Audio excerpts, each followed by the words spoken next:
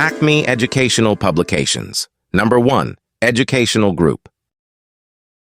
अस्सलाम वालेकुम प्यारे दोस्तों, मेरा नाम है मिंकू। उम्मीद है आप सब खैरियत से होंगे।